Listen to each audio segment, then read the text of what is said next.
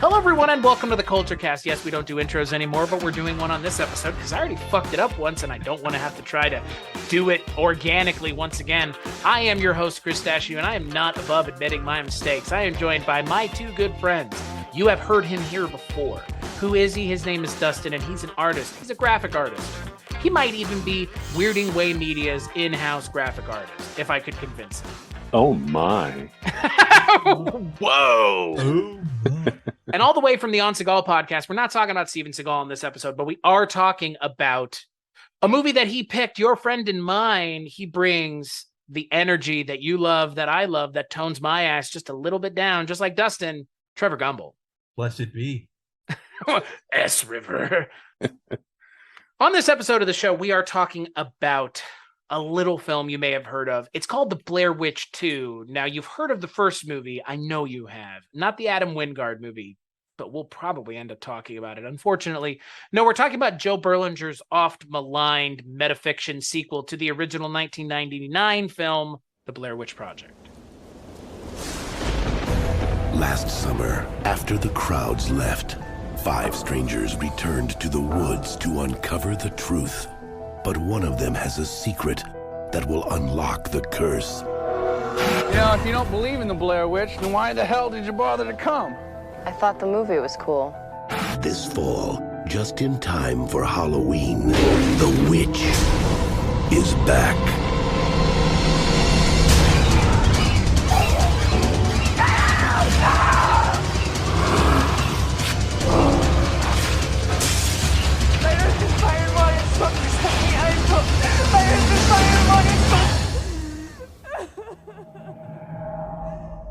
On October 27th, forget everything you've heard. Forget everything you've seen. Because this time, the truth is scarier than fiction.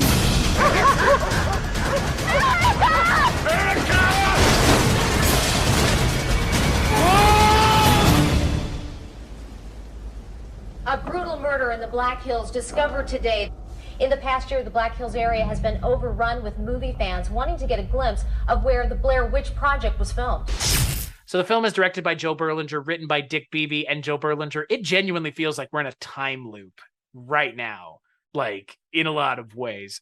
Film stars Kim director Jeffrey Donovan, Erica Lahisen, Tristan Schuyler, and Stephen Barker Turner.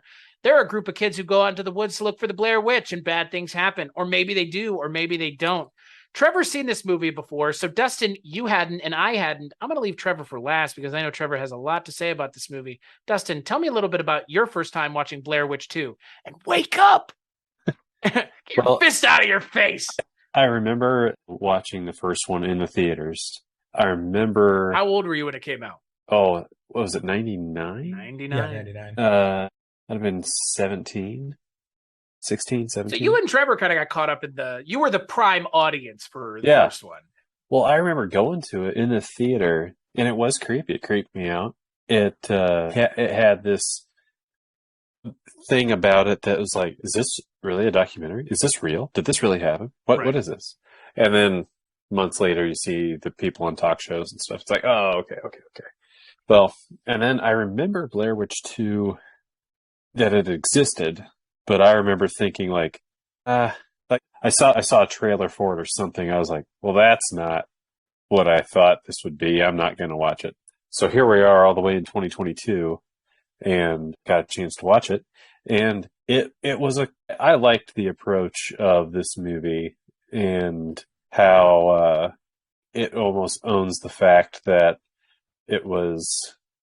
Blair Witch was this movie that came out that caused this fandom and this kind of buzz in this town, and tourists were going, I kind of like that view, that perspective of it. It was kind of cool. And then they just threw some psychological thriller stuff in there, and that leans towards stuff I like anyway.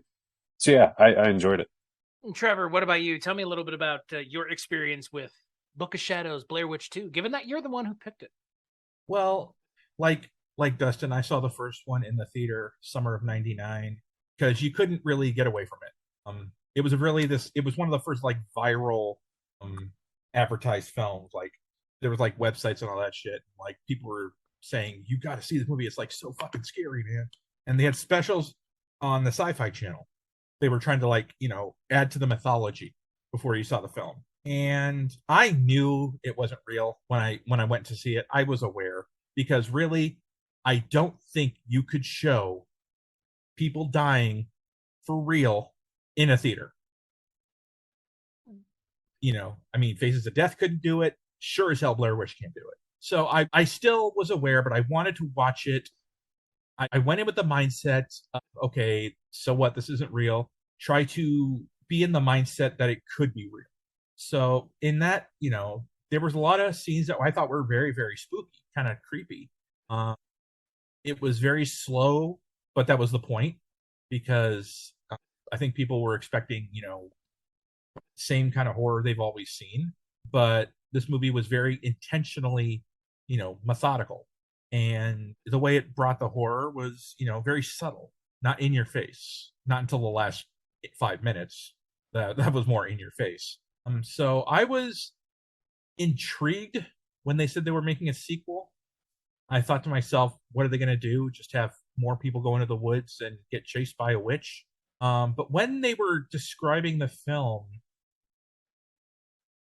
and talking about it, and the film acknowledges that the first one was just a movie, I thought, it was my first kind of interest in meta filmmaking.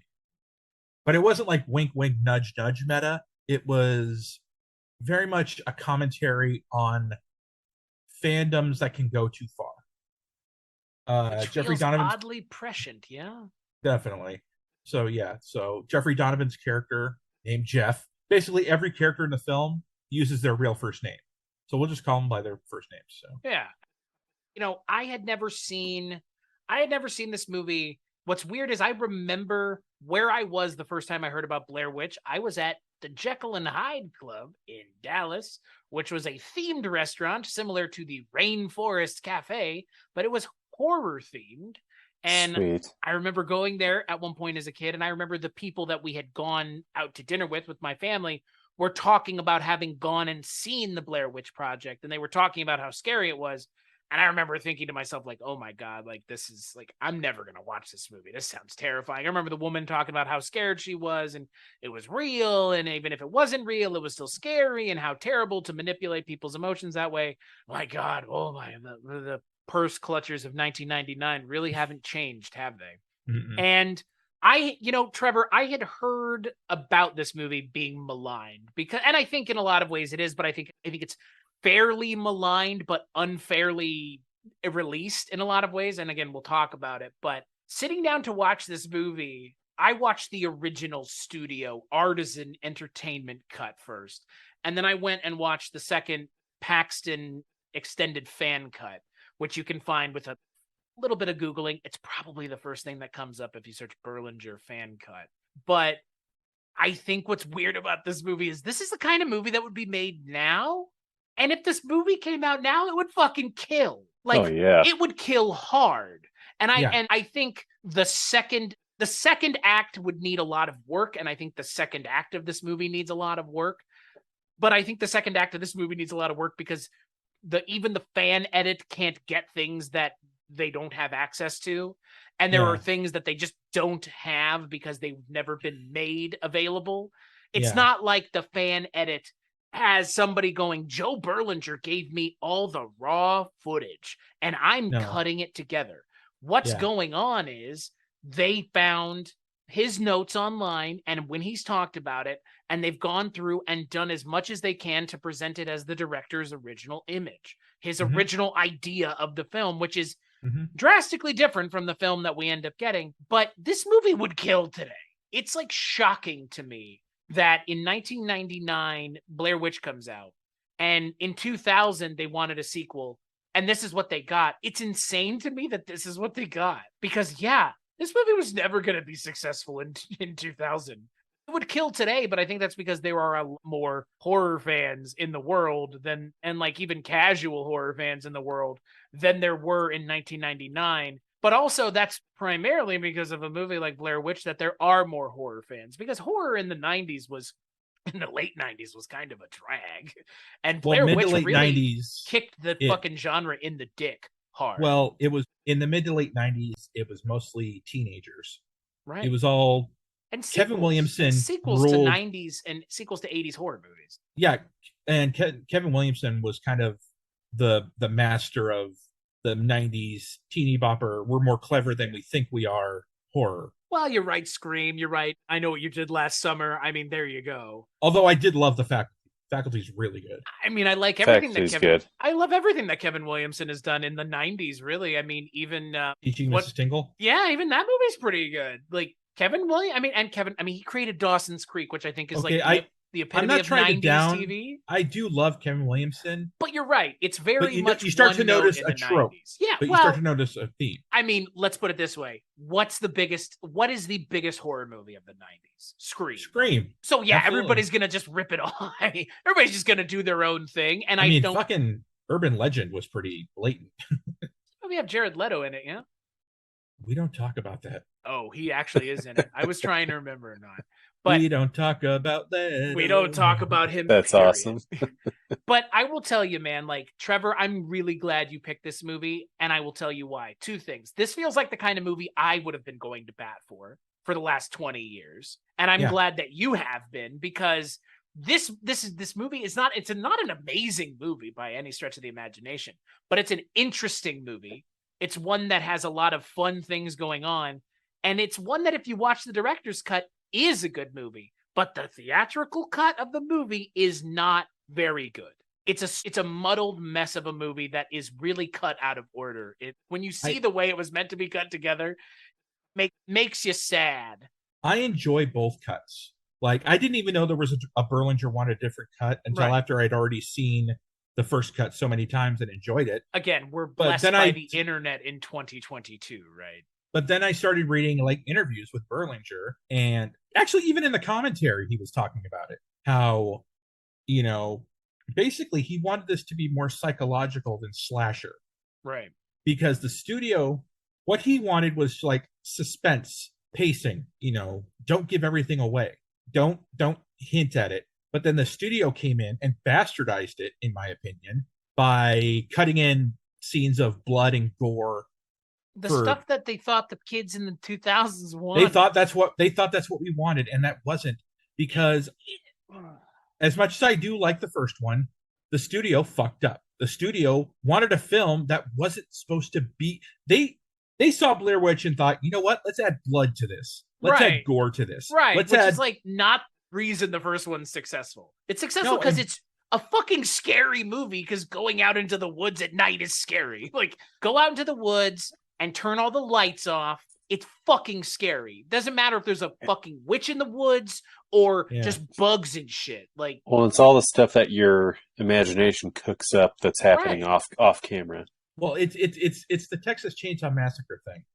It's when you think of Texas Chainsaw Massacre, you think, oh my god, gory film, people getting cut up everywhere. You watch the film, it's relatively, it's definitely fucking creepy as hell, and the makeup effects are still, but it's not the bloodfest you think it is. No, not at all. So you're in what your imagination is thinking when you're out in the woods in the dark or whatever. It's a lot scarier than what's actually happening.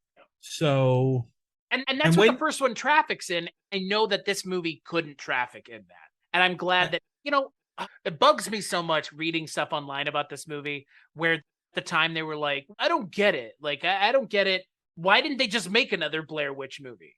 Because that would have been stupid. I mean, Adam Weingart. But like, that was the expectation. That's what the Adam expectation Weingart did. is. Like, I was that person. I was like, oh, what's this? I want to see another. Right. I want to see more of the kids in the woods with the witch. At 17, 18 years old, I was like, I want to do that again. Yeah, like this movie, what is talking about, like you mentioned, Trevor. So the entire premise of the movie is, like we said, Blair Witch is real, but like Blair Witch the movie is real. So the actors in the movie are just actors, yes? Well, I mean, the actors in the film are playing people. No. The character, okay.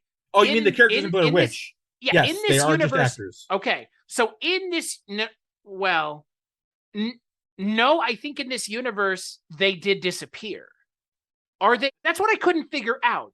In this universe, is it that the kids from Blair Witch in this universe are just actors who are still alive, or are they?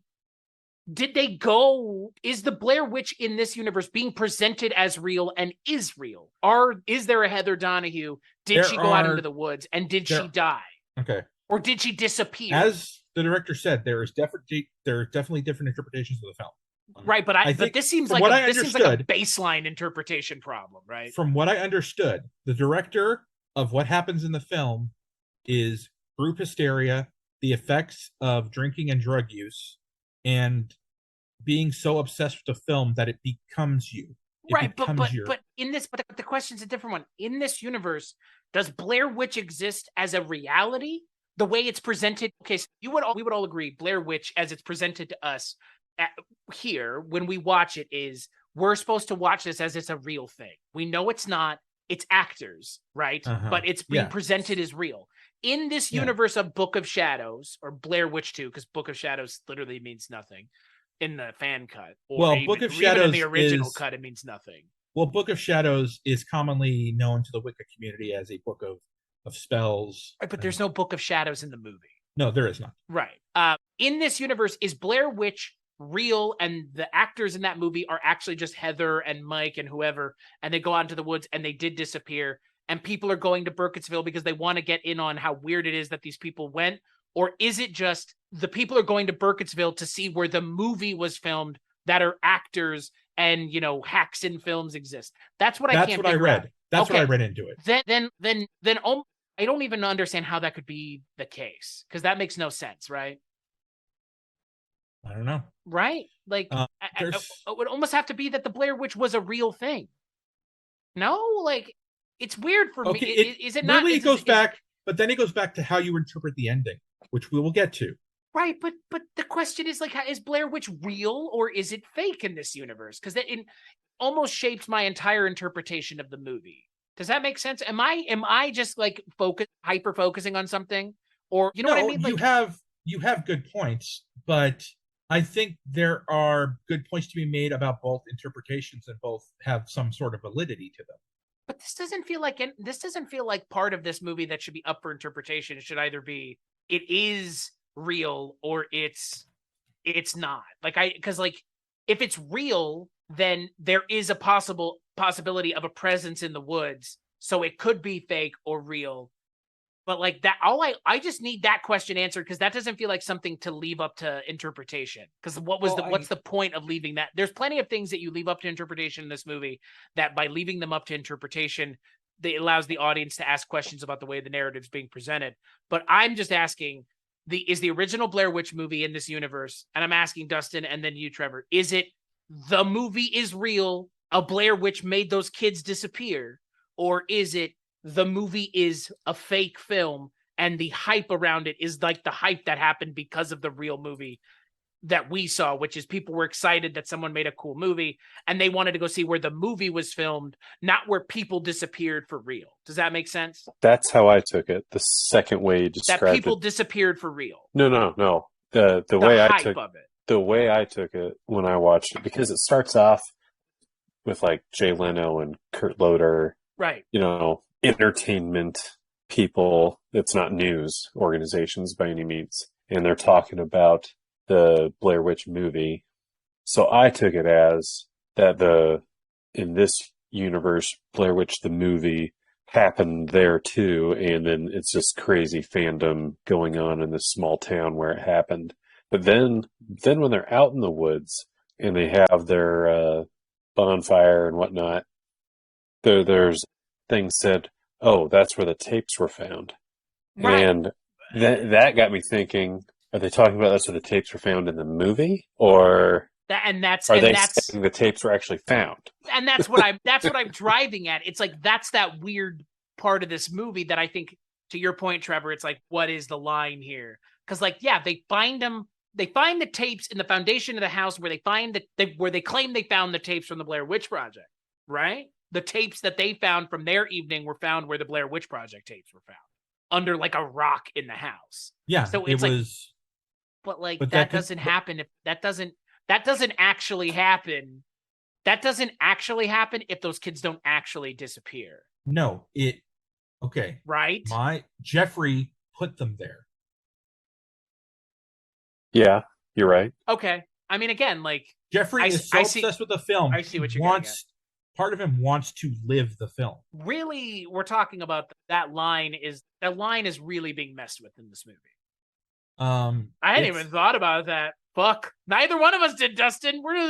I mean, really, like when you look at the film, the way it's interpreted in the Berlinger cut, it almost takes some of that out of the movie. The questionable nature, it takes some of it out, but it introduces enough elsewhere that it makes it that kind of balances, because it takes some of the things of the movie I think that don't work are taken out, but then some of the other things where it's like, I don't know, I know what Berlinger was doing, and I you know what I really wanted more of from this movie? I wanted this movie to be more like a documentary. Does that make sense? And it kind of opens that way a little bit, like it was interviewing residents. Right. Like what was really funny, like what should have been really funny, Trevor, what would have been funny is if this movie had been Blair Witch 2 and it was just a documentary. Like a mockumentary, obviously. But like would that not have been the next smartest thing to do? You've done a found footage movie, follow it up with a mockumentary about what happened after the first movie came out. Like, fuck, dude, that's amazing. And that would have been better. Like that could have been better than this movie. That could have. I mean, right. The scene at the beginning after the news clips where they're talking to the residents, Burkittsville, that was interesting. And they were describing what their life has been like since the release of the Blair Witch Project. There's one woman who basically takes rocks from her rock garden and sells them to people because people just want a part of Burkittsville to take home with them. There's one woman who was upset because they wish they'd use the word, wish they hadn't used the word documentary in the advertising, because now the town has just been completely flooded and she doesn't like that. Which would have been, again, funny to call the second movie. Like, have we ever seen a series where it goes found footage and then mockumentary, and then whatever the third movie is would have been, maybe make the third movie a true narrative. A podcast. Right, like something so narratively different that it's just like mind-boggling. And like that's, in a lot of ways, that's kind of what they set themselves up for, because they were like, all right, we don't want to do a normal sequel. That doesn't sound fun to us. We've already subverted filmmaking tropes by taking a subgenre of horror that I think is kind of, and is still in a lot of ways, looked down on, and we're going to elevate it and do something interesting with it and kind of bring it into the 21st century. And that's what. Why not do something just as unique with your next movie, as opposed to just like this very cynical, like just make another Blair Witch movie? I think Adam Weingart had a decent idea with Blair Witch, but the problem is, okay, it starts out with her brother, Heather's brother, getting a video. It starts out like Blair Witch. Well, he gets a video that's saying like proof that like Heather's maybe still alive, so he goes out there. But the problem is, the family aspect of it doesn't really matter after that part. Also, like, I don't give a shit that Blair Witch 1 actually happened, because in that universe, Blair Witch 1 happened not as a movie. They're in the universe where it was a real thing, where Heather and all of them actually disappeared. So like in Weingart's film. Yeah, in Weingart's film, it's like a true sequel overlooking the second movie, Blair Witch 2, because, that's not a real sequel anyways, because it's talking about the movie as if it were real. But yeah, I mean, ultimately, I think what was found out with Blair Witch 3 was you can't make a sequel to Blair Witch without just making the same movie again. And that first movie, they did make the same movie again, and it didn't work. Right, because it was lightning in a bottle the first time. Like it shouldn't have really shouldn't have worked the first time. They basically did what the first film was trying to subvert. They put teenagers in it, and lazy writing, jump scares, crappy terrible CGI. editing. Yeah. And so on top of everything else, they regressed. What's funny is they had the opportunity to once again, because like I don't know why I feel this way, but I feel like with Blair Witch that the franchise is all about subverting your expectations and doing something different with the narrative and the medium. And they've kind of shown that by doing like ARG type stuff and connecting books and movies and other things. But you know Yeah. what? Like they almost did it with the third movie, because don't forget the third movie was being advertised as something else The Woods. completely different. And then Yeah. all of a sudden they were like, was oh no, Blair by the Witch. way, it's a Blair Witch sequel. Yeah. And That like, was interesting to me. Like, well, I never 'cause- understood why they announced it ahead of time. well, here's I mean, I know why, but like, I why first saw the trailer for The Woods, and that should have been your first clue that it wasn't going to be very good, because the trailer did not interest me whatsoever. The trailer, I actually thought the first trailer for The Woods was kind of scary. Well, then they bring it to, I think, San Diego Comic-Con. It was still yeah. advertise it as The Woods. And right before the movie starts, Adam Weingard says, oh, by the way, this movie is not called The Woods. You're about to watch Blair Witch, which gets this huge thing. And it's great advertising, by the way. It's a great way to market your film and get people to want to see it. I mean, again, like I don't know how more hyped you could get for a movie than somebody going, this movie that you thought was one thing is something else entirely. And not only that, it's a long-awaited sequel to a rather popular film franchise. Exactly. And I like it when studios subvert audience expectation. I like it when they throw something on you that you did not expect. Like, that's the reason that sometimes I wish that the movie news cycle wasn't so heavy on getting the big scoop or getting, the get. I would love to be surprised by the announcement of a sequel when it's already filmed, which they do sometimes. They do that sometimes. Like, internet has democratized the flow of information so hard. Exactly. That's like Blair Witch Blair Witch can't exist now because of that. Like, no, again, because they were Google taking exists. Well, that tape was Facebook. being traded in, people were watching bootleg versions of the original Blair Witch. Like, they were touring college campuses with Blair Witch, showing it to college kids, and other college kids were hearing from their friends about this crazy movie that may or may not be real, and people were getting their hands on like bootleg versions of the movie. Like, that doesn't exist now. I think we need to. The marketing was genius for that movie. I mean, the marketing is what made that. I mean, look, the movie could have. It was the first viral marketing campaign, right? And the movie could have sucked, but the marketing was fucking genius.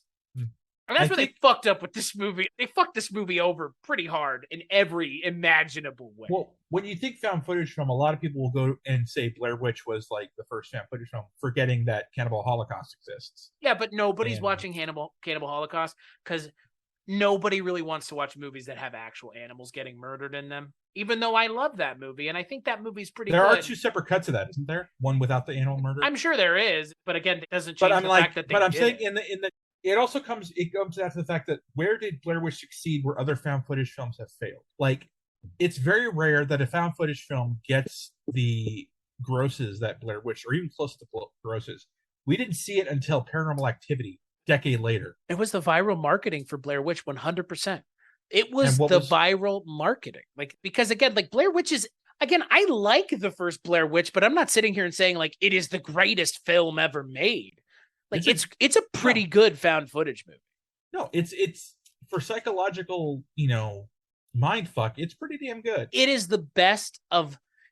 one of the best found footage movies, because if you want to tell someone like this is the most distilled found footage movie you can watch, literally just three kids in the woods with a camera, it is the most stripped down, pared down found footage movie I think you can really watch, because there's nothing going on in this movie. It wasn't visceral. I think it is visceral. It just doesn't have. There's no gore. There's no nothing. It's all. Once, people always say show don't tell. In Blair Witch, it's all hear don't see. Well, let me ask you this. Why do you think Paranormal Activity succeeded out of all the found footage wannabes that came out ever since then? I think it taps into something that Blair Witch doesn't. I think Paranormal Activity taps into you're in your house and you're not even safe there. It's the in the home aspect, and it's that nighttime thing too. Because when I think of Paranormal Activity, I'm sure we all think of the same thing: that shot of the bed with them in it and things happening while they're in bed. We can all agree that's fucking terrifying.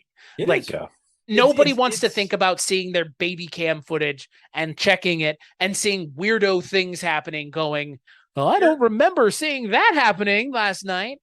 Like, nobody wants that. here was my experience watching Paranormal Activity in the theater. I'd watched it before the hype really got to it. They were touring like college towns and shit like that. And I saw it at the Neptune downtown Seattle, a free screening. Touring college towns. Where did they get that idea from? So I sat down to watch it, and the movie was effective in the part that it programmed you to, whenever it's cut to night, your mind goes, oh shit. You are just as afraid of the night as the characters are, because and what they do is great, because sometimes there are nights where nothing happens. Yeah. And they really fuck with you like that. And also there's that little tone you hear right before something happens. It's very, very, Man, I haven't seen the movie in a long time. I'm not surprised that there's something like that in the movie, but I don't remember that. The first three are real quality, I think. I enjoy the first three Paranormal Activity films. The fourth one was very mediocre and uninteresting. I thought the marked ones was actually a lot better than it had any right to be, considering it really wasn't that connected to the first or the mythology. And Ghost Dimension just sucked. So I again, and Next of Kin was well, and similar to Blair Witch, like I understand why you make sequels to found footage movies. Exactly, yeah. But they're not very like found footage movies. Are you a fan of found footage movies, Dustin? I liked Blair Witch. I liked Paranormal Activity. I'm trying to think. Like Cloverfield? Oh yeah, that's like the other big. I didn't mind Cloverfield. But that was more of a big budget. But it's still a found footage movie. Yeah, I get. Yeah, I think if you want to talk about the big three of found footage, it's Blair Witch, Paranormal Activity, and Cloverfield. Those are the big three, and they're all three kind of on a spectrum. Like you have, I'd say Blair Witch is horror, Cloverfield is like the kaiju thing, and then Chronicle. Chronicle. Chronicle's very science fiction. Chronicle's like the film. Superhero. Yeah. Yeah. I'm surprised Marvel hasn't done a found footage superhero thing yet. I mean, it was just a matter of time. I've ever seen Chronicle. I mean, Chronicle Justice League started out found footage. Chronicle is Josh Trank, guy who did Fan Four Stick. And it's the only good film he's ever done. It's probably the only other film he'll ever do at this point. Unfortunately, the guy's been run out of Hollywood. Maybe justly or unjustly, I don't know him, but he doesn't sound like a peach to work with. The other thing about Blair Witch 2 that I think works against it, obviously, is I think, I don't want to say that, like, we always say this, like audiences don't treat us like we're stupid, right? We always say, like, the filmmakers shouldn't assume that the audience is idiots. Mm-hmm. I think sometimes you should. Because stuff like this is a little hard to digest. And I think the problem is they should never have called this Blair Witch, but they had to call this Blair Witch to make the movie the way that they wanted to make it. Because like you can't make a movie about some really other successful movie without you could make it about a fake successful movie that had an effect on people. But I think it's much more effective because they've made movies like Blair Witch 2 about other movies, but it's fictional movies. Like In the Mouth of Madness, right? This movie shares a lot of DNA with that movie. It's about a fake book that drives people nuts. This is about a real movie that makes people do crazy things. But like at the same time, this movie would have worked if it wasn't a Blair Witch movie, but it had to be a Blair Witch movie for it to get any attention from the mainstream audiences. But because it got attention from the mainstream audiences, they completely gutted the movie of anything that made it interesting or subtle or nuanced or interesting. They turned it into this like idiotic early 2000s new metal nightmare. And the beginning of the movie with the fucking Frank Sinatra music in there is so smart and funny and amazing that the way it starts this movie, like when I watched a couple videos online about people talking about the movie and that whole like witchcraft thing.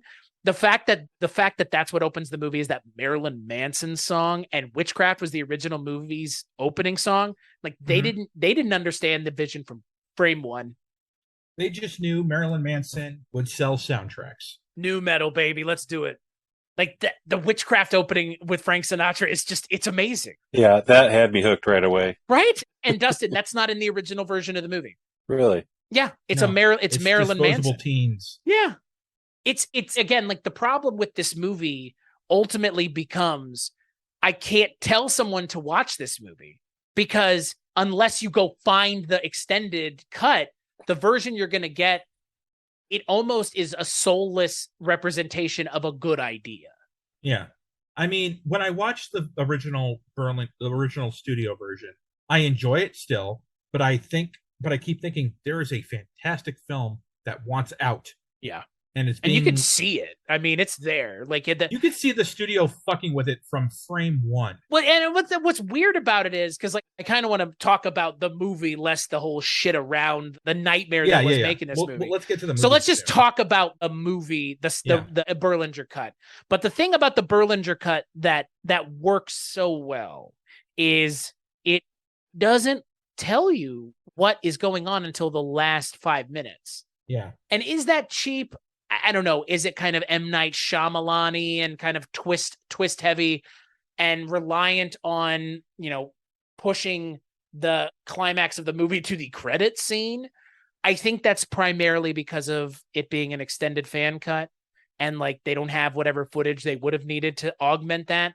But the fact that they let loose what the twist of the movie is in the original cut of the movie in the first 25 minutes is fucking nutsoid to me. Yeah, because it begins with Jeff talking to the sheriff, played by Lanny Flaherty. It opens the movie, Dustin, with the cop. Like, it's fucking mind-blowing. And by the way, can we talk about the absolute batshit performance of Lanny Flaherty as sheriff? Oh my God, dude. It's like he walked in from another movie. Yeah, it's a totally different tone. Stay out of trouble, boy. It's over the top. It's like it's almost like out of a Coen Brothers movie. It's this weirdo, I don't know, weird, eclectic dude who small town cop, but he acts like a small town cop in the South, and they're in Maryland. Yeah. I mean, obviously this is rural Maryland, so rural Maine, rural Northeast is just as rural and probably not, friendly to everybody like the South is. So he plays it much like he's in a Law and Order episode, or like a satirical movie. Like it's Law and Order Alabama. It's antagonistic to a point where this guy would not have a job. Realistically, he's pinning this murder on you. Well, I got no evidence, but I'm pinning it on you. It's whoa. He is so obsessed with putting this kid back in jail. Right. You were that he will look for anything to blame it on him.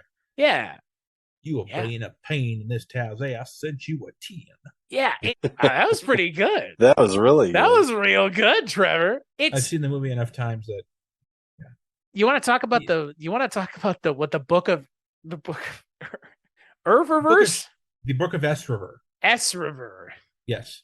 So, okay, the Book of S River, it was a kind of an Easter egg thing on the DVD originally. I think it was some on the VHS too, where throughout the film there was these subliminal hidden images and words that if you put them together and you entered them onto a website, you would get extra footage from the film. And they're in the movie. It's in the movie. They took it out. I took it out in the Berlinger extended fan cut. Thankfully. But if you watch the original version of this movie on HBO Max, there are weird things that happen that are not explained because there is a weird ARG one scene that you can watch if you know this secret password. Yeah, and the scene doesn't really add to anything, the extra scene. It was effectively creepy how they, you can see the image of a child on the door. Yeah, and you can see Jeff's screaming face, which by the way, genuinely, can we talk about this? The poster for this movie is just a mess, right? With just the screaming face. But it's a screaming face superimposed on a log. Yeah. It's thick, it's heavy, it's wood. It's not good. Also, what it is. I really was just fine with the image of just the Stickman figure opposed to that same color grade. Right. Can you show that picture again? Again? It looks like a 90s rock band new metal album cover. Well, for like a new metal band like Korn or Disturbed. Keep the color scheme and the texture of it, like the log texture. Just put the logman on it. Okay, I have a promo pin for the film that would have been just a perfect poster. Anything's better than Jeff Donovan's face screaming. Yeah, that also kind of. What is again it's weird to me when we find these movies that are big budget movies that the studios ostensibly put a lot of time and effort and money and interest and and then they just strand them with bad posters, bad trailers, bad cuts of the movie. Like, what do you think's going to happen? You think the audiences are not going to fucking wise up to how you're just abandoning these movies? Damn it. There we go. Yeah, like anything would have been better. Like, I think I interrupted you, Dustin. What were you going to say? Well, I was just going to say it's almost like it was an afterthought. Like, oh, the DVD is going to be released in a month. We haven't made a cover for it yet. Right. Like, and that's what's crazy is like, that's the theatrical release poster. Like, who's getting excited for that movie with that poster in 2000? Like, yeah, I don't know. And not to pivot back to the movie, but we haven't talked about the performances. I don't think they're bad, but I don't think they're needing to do more than they're doing. Does that make sense? It's very naturalistic what they're expecting from the actors. Because again, like it's almost a documentary. I think the performances vary. Jeffrey Donovan is playing it. He's just doing the crazy guy thing. Like it's crazy, not goofy, but it's crazy goofy, but you still kind of dig the guy. He's in a way likable, even though they couldn't make him completely unlikable because then we would not want to follow him throughout the movie. Yeah. Which is good because like I was halfway expecting him to just be a complete. That's what like in the non-director's cut, he's really unlikable. Like they've toned him down in the director's cut a little bit, which I appreciate. And also in the non-director's cut, before the credits roll, there's this kind of montage of him in the hospital. Like there's one where he's getting a tube shoved up his nose and they're pouring this weird liquid into him. And thankfully they cut that completely out of because that's really unnecessary. No, it's in the extended cut. Is it? So yeah, him being in the hospital is in the extended cut because he was still in the hospital. That's like right at the beginning of the movie. But what's weird about it, even in both cuts, is like it's not really explained. It's more like you look at it in the either cut of the movie, and it seems like the entire movie's a flashback, but that is real, and it did take place before the movie. Yeah, that whole tube thing, and it's just like really, I don't know, but it's not explained. Like they don't explain like this happened. It seems like a dream. It seems like it's taking place in the 70s or something. Like I don't know how else to explain it. It seems so out of time. I forgot what documentary Joe Berlinger got inspiration from for that scene. I forgot the name of it. Something Follies. Titty Cut Follies, I think, or something like that. There's a lot of inspiration in the film. You can see the inspiration. I mean, he's almost inspired. Joe Berlinger is inspired by his own documentaries. There is a little bit of the Paradise Lost documentaries going on in this movie with, a group of people who may or may not be unfairly maligned about a murder that they maybe did or didn't commit. Does that sound like the West Memphis 3 to you? The goofy looking character who is dead set on convicting these people. And there's a cult follower and there's a non-occult follower. It's again, like, Joe Berlinger should have just made a documentary about these characters just make a Paradise Lost fictional version, because that's essentially what this movie kind of needed. Because I think if they had made a mockumentary about what happened in this movie, does that make sense? Like have this stuff happen, but then have a mockumentary about it, talking about, these kids were, influenced by Blair Witch. And why didn't they? Like, Jesus Christ, this is 1999, 2000. This is the Columbine era where everybody's blaming media for everything once again. Like, why not make that movie? You're right there. It's like they had two doors and they opened one door. Yeah. That's the movie Joe Berlinger was trying to make, really. At the end with the news reporter gives that line of, yeah, who knows what may have inspired them this time. Like, it's like, it's all there. It's all right there. And yeah, I genuinely think art is an entertainment. Like they fucked up something special. They really did. And it's a shame. I hope Shout Factory will get a hold of this film. Like there was a video by, I forgot his name. Cecil Trachtenberg did a video defending Blair Witch, and he wants Shout Factory to, take the film and give it the release it deserves. because so many mistakes, and even in the credits, it's not just the pick of music, it's what they cut scenes they cut into it. Like in the credits, there's like various scenes of you see a hand falling with blood on it, or you see a guy tied to a tree covered in blood and shit like that during the credits, which completely is robbing the movie of any suspense or any mystery. Because what happens? Okay, let's just explain this. What happens in the film? Jeffrey starts this. Might as well be Jeffrey Donovan. What he does is he saw the film 17 times after he got out of the hospital. He became obsessed with it, started a web store selling t-shirts, stickman figures, rocks, basically anything he could do to profit off of Blair Witch, he sold. So he starts a tour, the Blair Witch tour. And these 4 people sign up for it of different life. Broadly written characters who may or may not have had a reaction to the original film. A Wiccan, professor looking to prove it or not, and then his goth wife. Girl. No, his wife. Yeah, but then a goth girl too. Like, it's all of the people that are like, well, the goth community probably felt about this. The Wiccans clearly felt one way about the original movie. And then like there are the people that are like, was this real or not? So it's like they're all represented. They're all there. I don't think it was broad. These are barely characters, dude. Like these are they're the best found footage movies don't need overwritten characters. They just need characters to experience what we're experiencing along with them. And these characters are perfect for that, because the way the movie ends, if I had seen the extended cut first and not the original one, I would have been kind of shocked the way this movie ended, because the characters are just kind of like, I could see myself there. They're written broadly, which means they appeal to everybody versus such a specific weirdo style character. Like even Erica's Jeff as a weirdo is still believably sane, but kind of weird. Like we know people like him. No, I thought Erica was pretty okay written. I mean, she wasn't.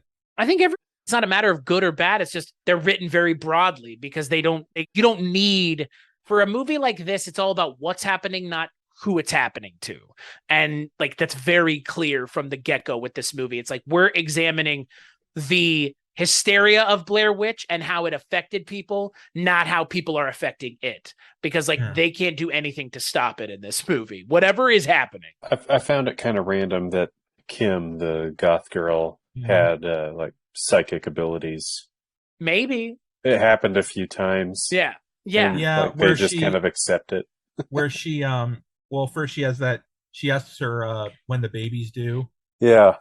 Then she has that vision of Jeff in the electric chair. Right.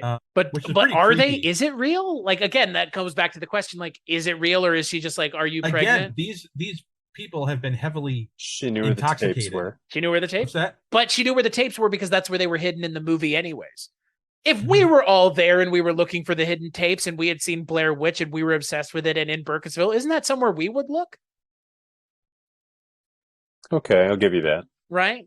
I mean, to Trevor's point, like the reason, Trevor, that you love this movie, the reason that people defend this movie, the reason that anybody would ever reassess this movie and release it for people to spend hard-earned money on is because of stuff like where the tapes are found, because of the way the movie ends, because of Joe Berlinger and Dick Beebe's influence on making this a movie where, like the best psychological thrillers and the best psychological horror movies, there's a lot of what's going on? Is this happening? Rosemary's Baby is like the best example. Everything in the movie is happening, but there are things happening not the way you expect or anticipate or are told. In this movie, it's not that so much as like, is any of this even happening at all? And I think if the movie had been made Berlinger's way, that's how it would have done, and it would have been more effective. I don't think it would have been any more successful, though, in 2000, to be honest with you.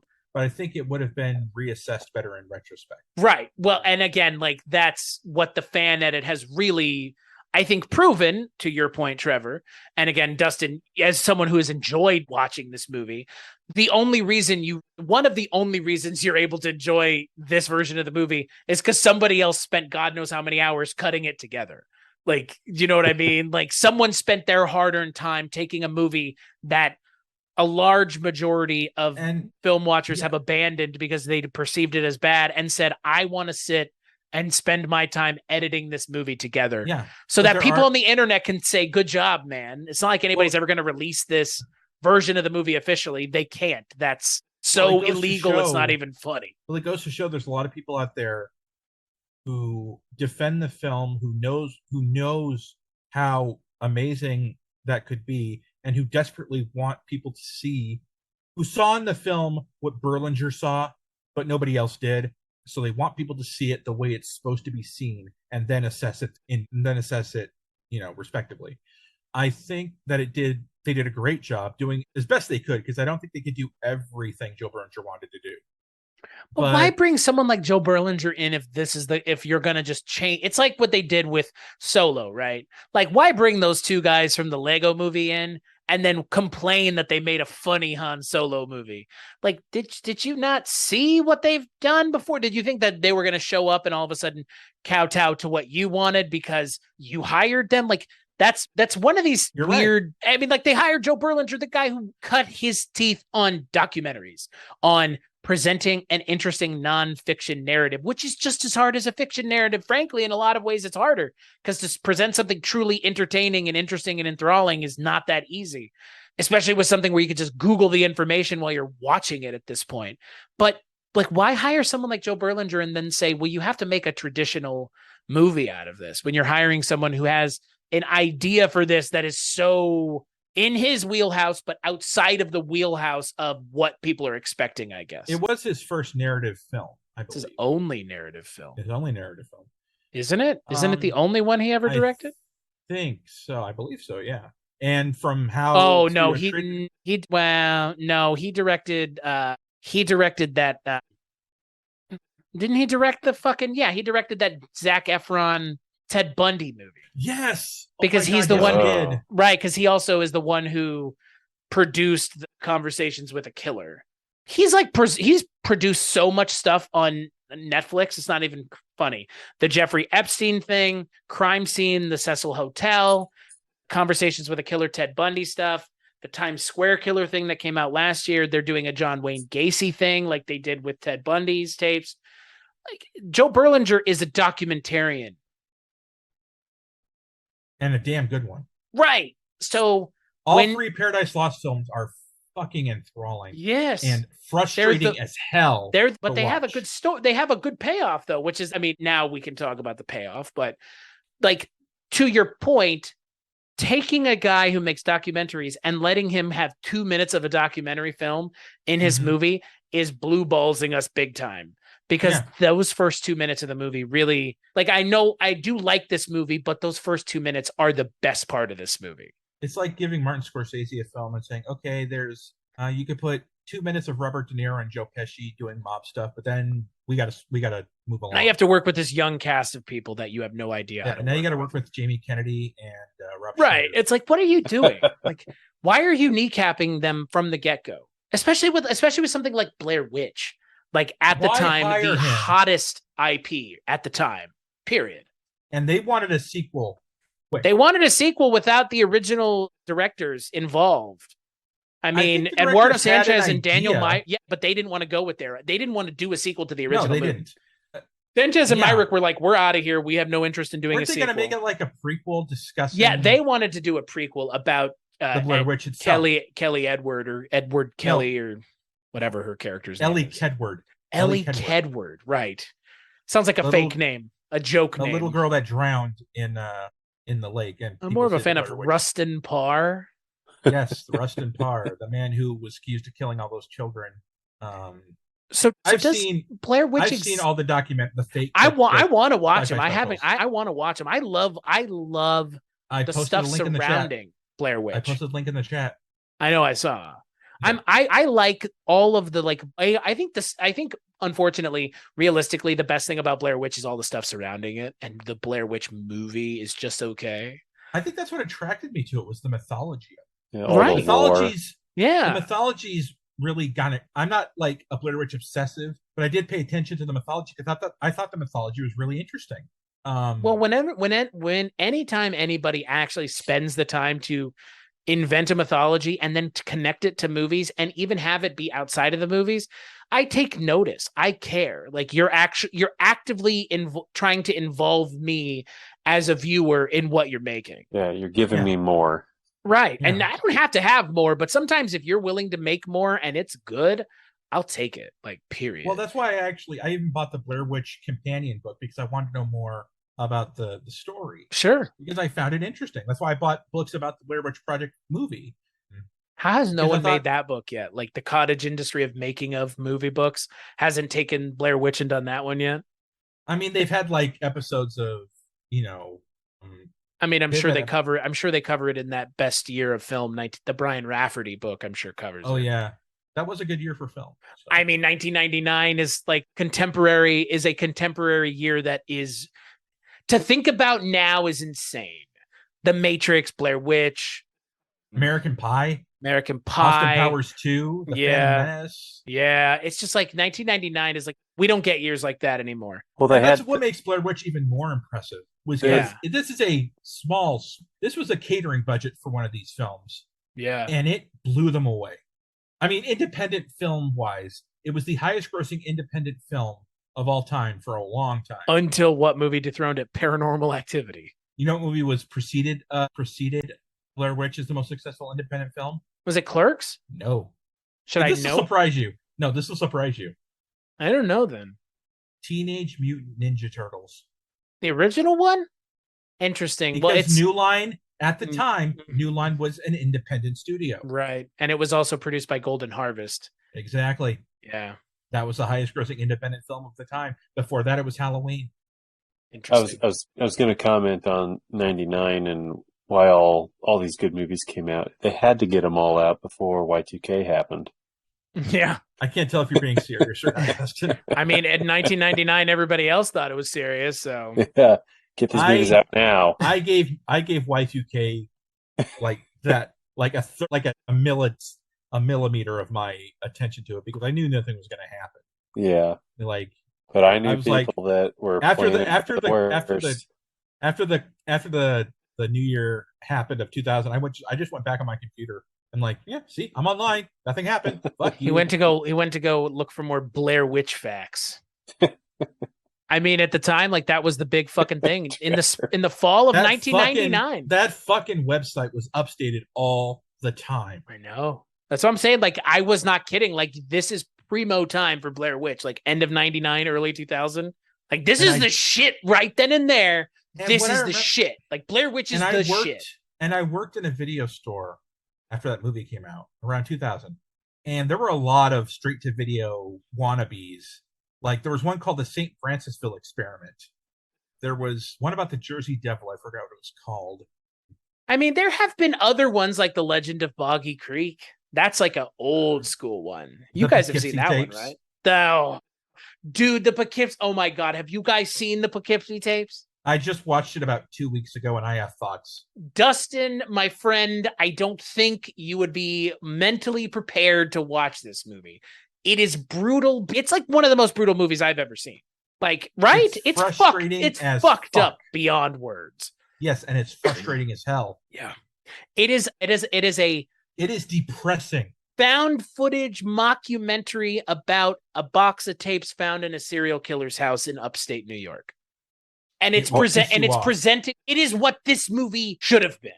There you go. There you What's go. it called? What's it called? The Poughkeepsie The tape. Poughkeepsie tape. And here's It's the on crazy- Amazon Prime. And here's the crazy thing, dude. It's on Amazon Prime. That movie was essentially unfindable for almost 15 years. I don't want to toot my own horn, but I did an episode of the show on the Poughkeepsie tapes back like almost a decade ago now.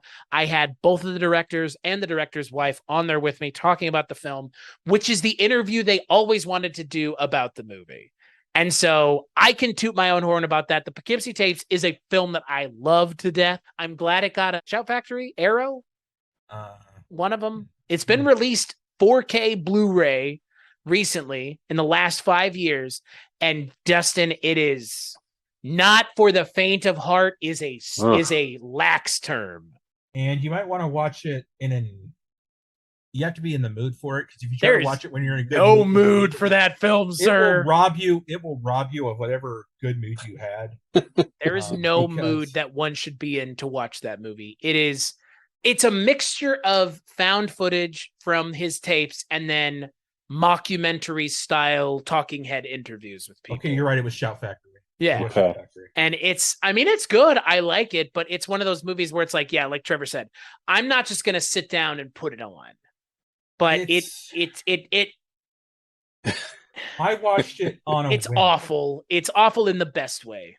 It was a movie. Okay, I watched it on a whim because I kept hearing about it. And I found, you know what? Fuck it. I got 90 minutes to kill. Put it on. The ending was exceptionally depressing. Don't even The just. whole film, we should watch it. We should just do an episode on it, and I'll just put the interview. You want to do an episode on it? I think we should. I would love. I'll watch it again. I don't know. I don't know if I want to subject Dustin to it. It's pretty. It is. You're a nice guy, Dustin. It's not a pleasant movie. It's unpleasant. One of the first scenes is one of the most unpleasant images I've ever seen. It's just all unpleasant. Everything about it is unpleasant. People are getting kidnapped and held for years against their will. Being forced. Don't ruin it. Just don't. It's awful. Don't ruin it. Don't ruin it, because it's one of those things where, like, genuinely you should sit down and watch it. Okay, in terms of unpleasantness level. Oh, it's up there. Where does it rank, like, with Human Centipede, Antichrist, things like that? It's a tier. It's sustained. It's a tier below Antichrist. Those movies aren't sustained. This movie is sustained. The subject matter of this movie is a serial killer. And it's, you know what? It's the most accurate representation of a serial killer next to Henry, Portrait of a Serial Killer. And I don't watch that movie because that movie is upsetting to me. And I don't watch Poughkeepsie tapes all the time because it has the same effect. It's as, I think you would agree, Trevor, it's as close to watching the real thing if they found it, which they have found it, as you can get. And it's just as upsetting. And yeah, even though it's fake, it's just as upsetting. But it will fuck with you. It will fuck with you after you watch it. It's a brutal movie. It's a movie that once it's over, it's not going to leave your mind easily. No. Again, it's that's why I'm kind of like, you may be better off not watching it. Isn't that fucked up about a film to say? Like, but I like it a lot. It's a great film that you're better off not watching. So I'll wait till I'm, like, on an airplane. Watching it. You'll want to jump off with some headphones and just see what the people around me do. If they show the Poughkeepsie tapes on an airplane, I'd be very surprised. Well, and the other thing about the movie is just like this movie, I think it does a better job of this. Like, it presents itself as real, and it's unflinching in its presentation of how real. Although I didn't find the performances of the interviewees in that film very believable. Sorry. I mean, again, like, I don't know. You got it. I want to watch it now. I haven't seen it in a very long time. It was released in 2007, and then it actually came out, Dustin, in 2017. I think we should watch it with Dustin to keep an eye on him. Should we do like a online watch party? I don't know. Like, again, like what's wild to me is, like, I don't think enough people know about this movie. Like, it did get a Shout Factory release in 2017, and it was definitely underground. I think it has been more appraised recently, obviously, but that's also just because it's been released on a boutique platform. Even though it is a boutique platform, it's still a platform. But, like, I never heard anybody say, like, "Oh my God, Poughkeepsie tapes finally came out." Like, I never heard anybody. Nobody was like, "Finally." And that's too bad, because, like, again, in my mind, like, it is a finally type movie. Like, it was go listen, I would say go listen to the episode, but unless we do an episode, go listen to the episode and you'll hear the Chbosky brothers or not the Chbosky brothers, is it the Dowdle brothers? The Dowdle brothers. That's who it is. Dowdle. The Dowdle brothers talk about how, like, that movie was like a secret handshake in Hollywood. They'll be like, "Oh, we directed the Poughkeepsie tapes." People are like, "Oh my God, you guys, we saw that." Because people in the industry traded it around. Well, there was like an underground cred to it. So yeah, that was also the same with Paranormal Activity. Yeah, and again, like, that's the thing, to bring it right back to Blair Witch. That is the thing about this movie that I think we unfortunately missed out on what this movie could have been, and in it being something else entirely, this kind of weird mishmash of ideas. Because again, like, it's weird. You have a opening of a film that is very clearly a documentary, then it cuts to what is being presented as a narrative. And then at the end of the movie, it almost cuts back to the documentary. Again, it kind of goes back to it. And it's like, I wish that there was nothing in between, but only documentary. I'd agree. I don't mind that it was a narrative because I was interested to see what would happen if it was played as a narrative rather than let's do another documentary.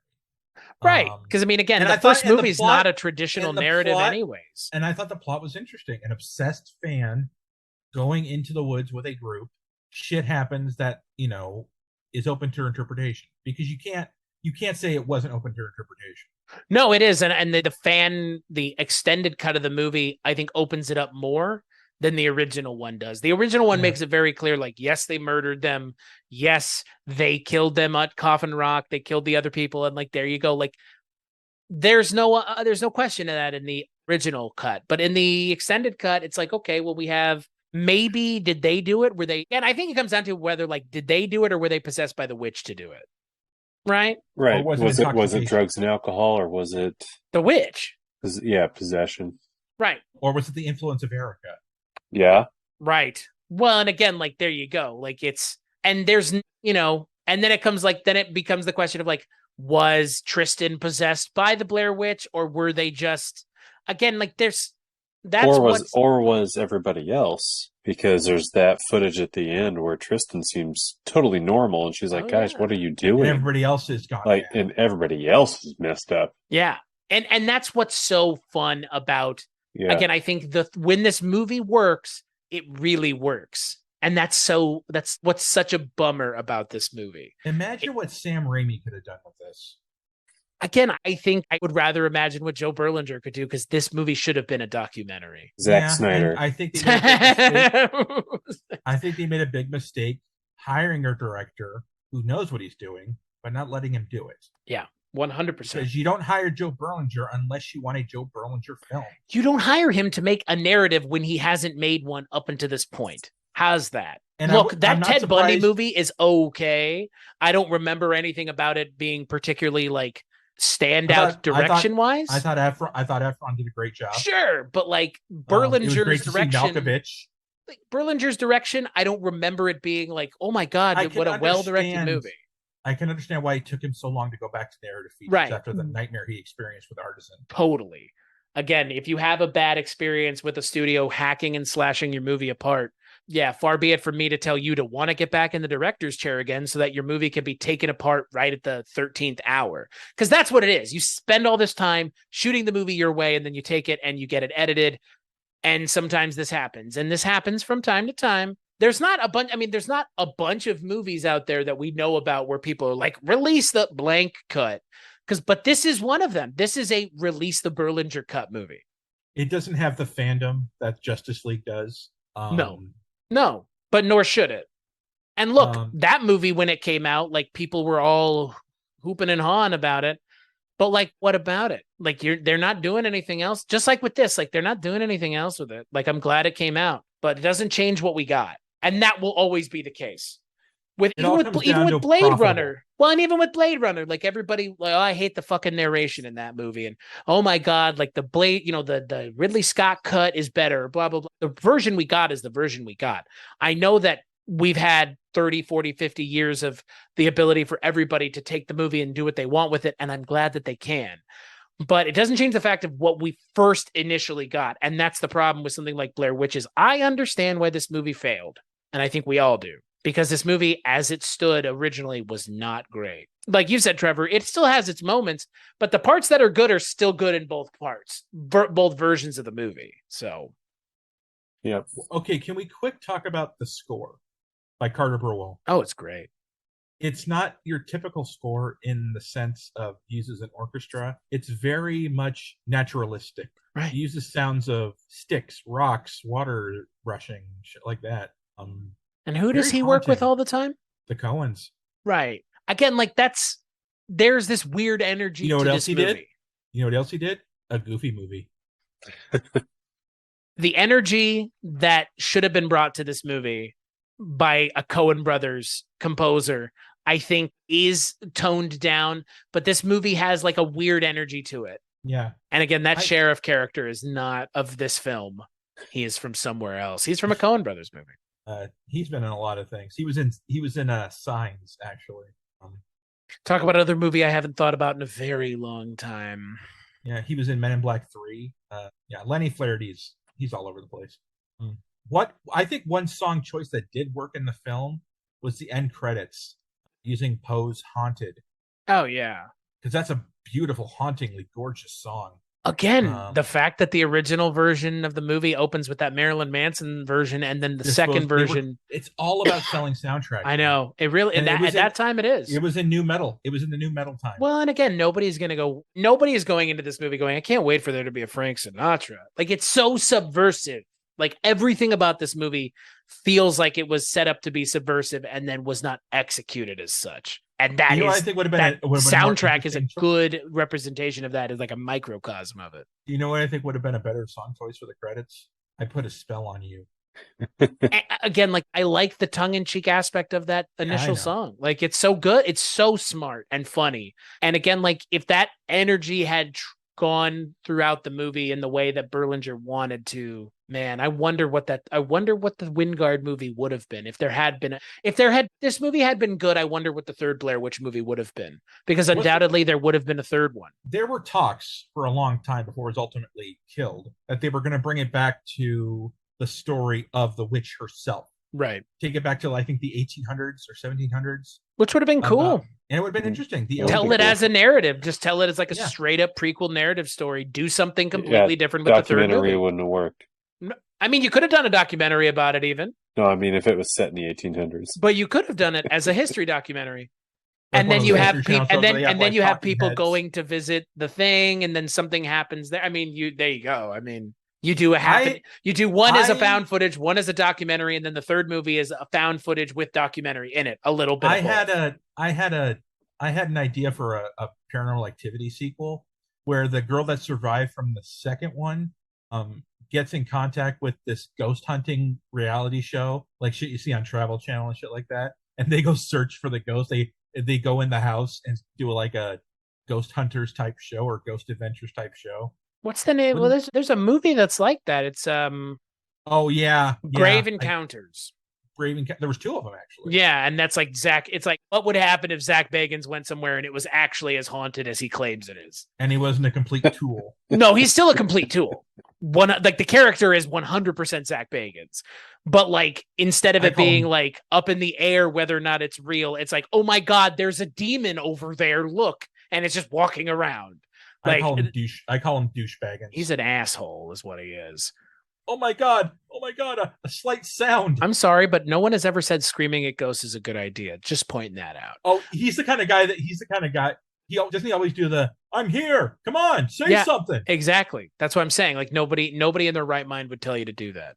You want to get your shit? You want to get your shit fucked? Yeah, go ahead and challenge a ghost. That's always a smart. That needs to be on a shirt. You want to get your shit fucked? ? Fuck with a ghost. Damn. Because it's one of those fuck around and find out situations, man. One of these days, his shit's gonna get rocked by Dustin, you got to do something with that. Mock up like a sticker or something. Want to get fucked? Fuck with a ghost. Want to get your shit fucked? You or someone you know looking to get your shit fucked? I mean, if call he me believes now. Ghosts, if ghosts exist the way he thinks they do, oh yeah, like you would not taunt a good idea. Ghost. No, you don't taunt a fucking ghost. No, that's why I've always said, like, and that's the thing about this movie that's funny is, like, again, this movie had that. It could have been like that, where it's like weirdo dudes in the woods getting fucked with by real Blair witches. Like, that could have been your third movie. He wants to get a shot of the Blair witches, right? Because he brings a bunch of cameras, sets them all over the place. I mean, it's there. It's kind of there. Like, it's kind of already there with the Jeff Donovan character. With his character in the movie, he's essentially that. So, you know what, Trevor? Thank you for introducing us to this movie. You're very welcome. If you need any more recommendations, let me know. Howard the Duck, Part 2. Howard the Duck 2, Book of Shadows. Films that fan cut. Not films that should exist. Howard the Duck 3 and Sylvester Makes 4. Leonard Part 6, Howard the Duck Part 2. Yeah. Just like, oh my God. So we're making a podcast network, and I made a joke that the podcast network's name should be podcasts, podcast network. You know, what's the name of your network? The podcast network. Chris. Like Chris, Bob I love Loblaw's you, man. Law Blog from Arrested Development. I fucking love you, man. We didn't name it that, but that's what it should have been. Was the Bob podcast Loblaw's Law podcast network. Blog. Bob Loblaw Law Bomb. Yeah, Bob Loblaw's Law Blog. Oh, fuck. One of the best achievements in writing. Yeah, but he was played by Scott Bay. Bob Loblaw's Law Blog. Yeah, well, Bugsy Malone was played by Scott Baio. What's your point? And that's a great film, actually. It is. It really is. So, Dustin, I want you to give me your final thoughts on The Book of Shadows, Blair Witch 2. Well, after watching it and talking about it, I mean, it keeps my mind going about this movie.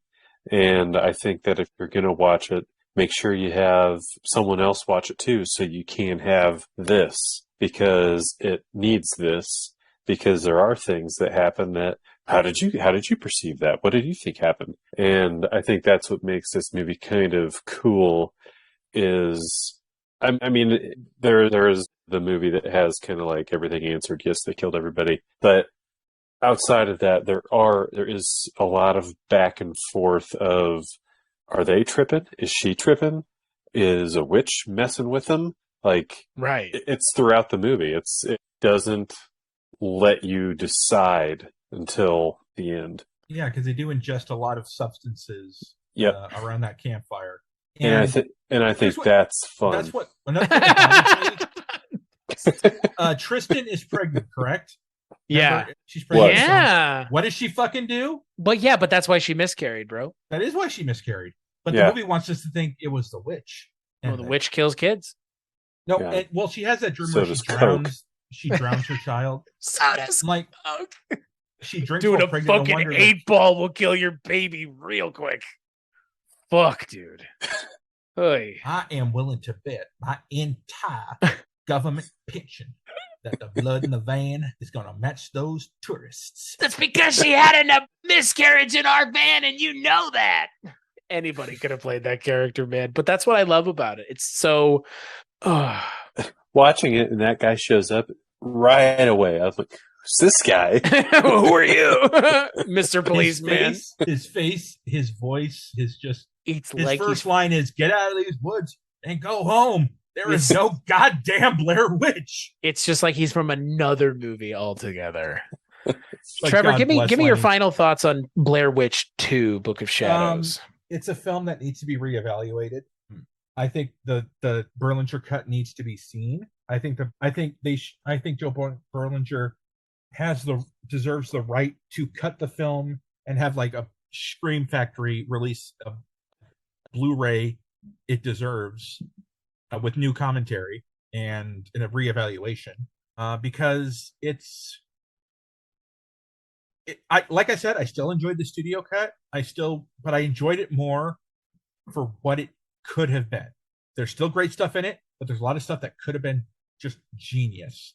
And I think if they hadn't fucked with it and made it into a typical slasher where, gore everywhere and shit like that, that doesn't do anything for me, Mess with my head, man. Make me wonder what the hell happened. Don't just spoon feed it to me, And I think if they had just waited till the end for all that stuff, it would have made a lot more sense. Intercutting interviews made sense to me. No sense at all. Yeah, it sucks in a lot of ways that I can't really tell people to like go watch this movie the way it is. Like you have to really go, and again, it's not a lot of work to find it, but you have to download it from somebody's Google Dropbox and you got to put it somewhere where you can watch. Like it's not readily available on a streaming service. I would recommend they compare and contrast though. That's the thing. Like I almost just want to say watch the extended cut because the original one is, it takes everything that I like about what the extended cut kind of does better and just says, we're going to mess this movie up with so much. We don't need that. Yeah. Intercut nonsense of gore that was shot in the director's backyard 5 weeks before the movie came out type stuff. It's a story that we've seen about a movie that gets taken out back in the final hours of before release, and it's cut together in a way that is not what the director wants. And it sucks because I'm not going to say that every director is always right about what their director's cut is. That's not the case. Yeah. But in this case, I would be led to believe that if we had gotten closer to Joe Berlinger's actual vision for the film, I think more people would have enjoyed it. Would it still have been a flop at the box office? Yeah. Probably, but it might not have been a critical flop. It might have just been a financial flop. And a critical flop, like you said, Trevor, can be reappraised down the road easier. I'm not saying if you're a critical flop, you can't be, or if you're not a critical flop, you can't be reassessed down the road. But critical flops that end up getting reappraised down the road, it happens. It's a lot harder than like a movie that was good that nobody watched being reappraised. That's like easy peasy. Like, oh, the critics were right. Like, duh. The invention of the internet has brought fans together to appraise and share their love of a film that they thought they were the only ones that enjoyed it. Right. It is allowed disparate groups of people to really come together and share their love. Without the internet, Hocus Pocus would have never gotten a sequel. Right. Really. Without the internet, Hocus Pocus wouldn't even be in Spirit Halloween stores right now. Yep. But the internet, the fandom found each other. Same with Killer Clowns, man. Like, why? Like, Killer Clowns from Outer Space is a thing now. Why? Like, it should have been a thing from the day it came out. Like, it's now a scare zone at Universal Studios. Yeah, that's awesome. They're selling in Spirit Halloween. They're selling pie guns. Show me your Chiodo brothers. Yeah. You mean this? Awesome. We saw this at Spirit, and I had to have it. I thought. I don't blame you. I don't blame me either. Do you have the Arrow Blu-ray? No. See, here's the thing. I keep kicking myself for not pointing at you guys with my fucking cotton candy gun. This is a visual medium, folks. I keep wanting to just go on like a fucking $300 spending spree and buying a bunch of physical media, but I can't bring myself to do it because, I don't have $300. I do it for you. I'm the asshole that buys physical media. Well, I'm glad somebody is, because if somebody wasn't, nobody would be selling it. I bought the Arrow of Killer Clowns from Outer Space. Someday I'll just be like, hey, Trevor, can I buy some of these from you? You have Buckaroo Banzai, dude. Like, how did you're prescient, thinking ahead? You, my friend, have been on top of things. Unlike why the did I rest buy of it? us. Because Shout Factory was having a sale. I kept hearing good things about it. I thought, sure, why not? If I don't they have them half off at Barnes and Noble from time to time. Yeah, but Buckaroo Banzai online is now going for hundreds. Yep, but not these clown guns.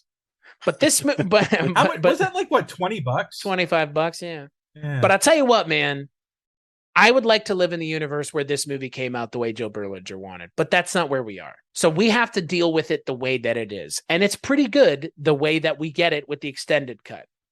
That's a sad, unfortunate reality that we all have to deal with if you're a fan of this movie, or someone who wants to be a fan of this movie, or someone who has spent their time lovingly. Again, I want to thank the guy who cut the extended fan cut together, because he knows more about fan editing and editing of movies than I will ever know. But my God, give the faith that you put in hiring these people into them making the movie. Because why hire them if you're not going to let them do what they do best? And advice to studios: don't let your Limp Bizkit groupie nephew take a crack at cutting the movie. Yeah. Like, again, they saw the movie and they were like, it's not scary enough. It doesn't have enough gore in it. It's like, wow, neither did the original. No. Wow. The original was like a very, albeit kind of boring movie. Like, what were you expecting? Horror films don't have gore. I mean, they don't even rely on it. Like, no. But some of the best ones do. Like, that's the thing. Like, gore or no gore, like gore in your movie doesn't mean a success. That's kind of the bigger issue. I would rather be psychologically terrified and fucked with. But psychological terror is something you can't see, and that's the problem. And making people feel uncomfortable is not something, like, it's hard to do, but when you do it, people are really uncomfortable, and that's success. But people would rather just see spooky ghost as opposed to like a movie to make genuinely being unnerved. Not long. Like it when a movie makes you uncomfortable. That means it's effective. Right. I agree. That's what the Poughkeepsie tapes did for me. I agree. I was fucking uncomfortable the whole time watching it. Yeah. I was like, I should not be watching this. Like, not all that long ago, no good can come from this. Not all that long ago, I watched Vincent Price's House on Haunted Hill from like the 50s. William Castle Rules. And right, go on. And you don't ever see the thing haunting him. Do you know who wrote this is a black and white, 70 years ago movie. And I was like on the edge of my seat, like, oh man. Oh, Dustin, you just brought this full circle in a way you don't know. Do you know who wrote the remake of House on Haunted Hill? No. Dick Beebe, the writer of Blair Witch 2. Oh shit. And I'm not really a fan of that fucking remake. That's one with Jeffrey Rush and Famke Janssen and all the. Yeah, and it's awesome. Ooh, have you seen it recently? Yes, I have, and I still love it. Man. 13 Ghosts and House on Haunted Hill are fucking great movies. Never seen 13 Ghosts. That's I love 13 Ghosts. Has Matt Lillard in it, so I'm already intrigued. And Tony Shalhoub. Matthew Lillard. I will watch. Give me the name of a podcast, just ... and Tony Shalhoub. Exploring the films and TV shows of cinema's and Tony Shalhoub. Cinema's greatest on-screen Shalhoub. Yeah, we would do like fucking Galaxy Quest, the first 2 Men in Black films. The screen's greatest Shalhoub. Screen's only Shalhoub, I think. One thing for Shalhoub. One thing I don't know if we mentioned. I mean, we talked about how the actors have the same name as their characters, but one thing I thought was kind of funny was at the very beginning, the text at the beginning of the movie, kind of setting up the premise.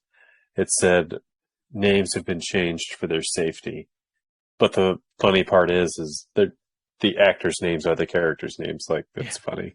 I just got a kick. Well, their names were just changed to the names of the actors. Well, yeah, like I just think that's hilarious. Jeff Donovan became Jeff Patterson. Erica Learson became Erica Gearson. And ultimately, their names don't even matter. Yeah. No. Kim Director became Kim Diamond. It's the goth girl, the pregnant chick, the doctor, and the skipper. I did get a laugh. Gilligan's Island. I did get a laugh out of that one documentary student, a guy. I swear to Christ, it was an accident. That was a little over the top. His performance sometimes a little. Yeah. And sometimes you can hear Jeffrey Donovan's Boston accent coming out. Don't tell anybody. Don't tell anybody that's where he's from. You can definitely not tell. He definitely sounds like it from time to time. There's a scene where like he's lying on the floor and the filmmaker guy accuses him, like saying maybe you did it, and he says it in the way he defends himself in the most Boston accent. I didn't kill her, Steven. I didn't fucking do it. Like, okay, calm down, Goodwill. Your cousin from Boston. God. No, seriously, Trevor, like, this was a good one. This was a fun movie. This was definitely, I agree. This needs a Shout Factory release. I would buy a Shout Factory release if it were not this version. But I would hope that if that were what they were doing. Cuts on it. Right. Well, yeah. I don't know who's sitting and saying like, well, I need to make sure that like, we get our version out there. Like, I don't think anybody is like clamoring for one way or the other. Movie doesn't even have a Blu-ray. It only has a DVD and VHS. Right. Which I think also speaks volumes. So it's unfortunate. I hope it gets a release in my lifetime that I can actually watch easier than going and finding someone's Google Dropbox and Again, I'm willing to do that. Because I did like this movie and I enjoyed this movie. And I think this movie is a lot of fun. And I think more people should see this movie. And I think this movie could be made today, still close to the way it, like more akin with what it was being advertised as. And I think it really would do a killing. So, So on that note, Trevor, until the next time we're all together, where can people find you on the internet? Twitter at Bad Vertigo and on the On Seagal podcast with my lovely co-host, Chris Dashu. It's true. We talk about on Seagal. We get on top of Seagal and we hop on Steve, as they call it. And our next episode is Seagal versus the Blair Witch. Right. Seagal, he thought you said Oscar Mayer Witch, so he thought he was fighting a hot dog. I'm going to take care of this. I'm going to suck you off. I'm going to swallow you whole. Swallow he takes one shot at the witch and he gets beheaded. Just put Steven Seagal in. Just put him in Evil Dead. Whoa. This book, what does it mean? Dustin, I would give you the opportunity to plug things, but you always have nothing to plug. Maybe one day. Dustin is off the grid. Yeah. Yep. Dustin lives outside of town on a dairy farm. You know why he's off the grid? You can find me on MySpace. He put chips in his arm. The vaccine causes autism. The vaccine tracks you. You can... Oh, I'm off the grid. Yeah, that's why you're off the grid, Dustin. He just doesn't want to tell anybody. Yeah. Dustin comes into town once a week, and him and I go and have Chinese food together. But then he goes back out to the dairy farm that he lives on. He wakes up very early in the morning to milk the cows, take out the chickens, you know. Except that one unfortunate incident where it wasn't a cow, it was a bull, and he didn't realize it until it was too late. Yeah. Yeah. Oh, boy, the milk tasted real funny that day, as they would say. Salty. As for me, cstashy.com, that's my link tree. Go there for all the things that I work on. And there are big announcements coming up on the horizon. Maybe not today, maybe not tomorrow, but maybe the day after that. Who knows? We'll announce it when we announce it. And if you know what I'm talking about, you know. And if you don't, well, too bad. As for this show, Kulturecast.com, patreon.com/Kulturecast. That's where you can go to listen to this show, find things about it, and all those good things. Just listen to it. Just interact through iTunes. Rate and review the show. If you want to send an email, there are ways to do that. But hey, whatever. Listening is enough. Yeah, as We for love us. either way. All right, cool. All right. Well, hey, everybody. We'll catch you on the next episode of the show.